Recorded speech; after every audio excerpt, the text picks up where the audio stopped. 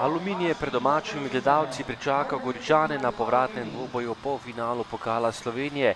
Prvo tekmo je Aluminij na gostovanju dobil, junak tekme je bil Mensah, ki je zabil dvakrat in Gorica se je znašla v rezultatskem zaostanku 1:2. Tokrat pa so bolje tekmo pričeli Goričani, tekla je 7. minuta, ko je poskušal Gregorič, a tokrat ne dovolj natančno. Naslednja akcija, 8. minuta, napaka v goriški obrambi, vse skupaj pa je izkoristila domača ekipa. Kot zadnji je do žoge prišel Nunič in zanesljivo premagal Sočana za prednost domačega moštva 1:0. Aluminij je imel tokrat že prednost s kar 3:1 v skupnem seštevku obeh tekem.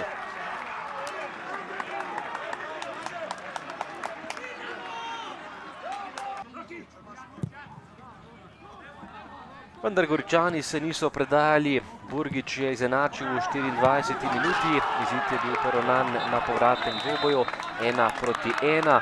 Gorica se je s tem golom vrnila v boj za finale Pokala Slovenije.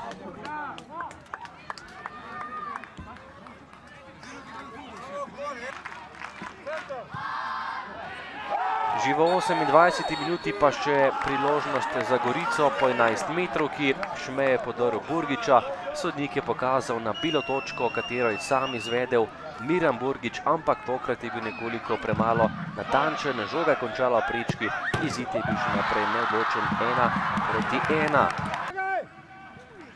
Ampak že v drugem polčasu so Goričani kmalo zadeli, že v 3. minuti je Osuč zadel za prednost Gorice 2:1 in poravnal izid v dveh tekmah na 3:3. Vse skupaj se tokrat začelo znova na začetku tega drugega polčasa.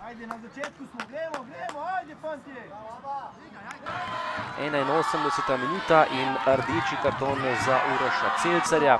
To je bil še drugi rumeni karton za Goričana, ki je moral z igrišča. Goričani so zadnjih 10 minut igrali z igralcem manj. In potem še zadnja minuta ter hkrati tudi odločitev tekme in odločitev tega polfinalnega dvoboja.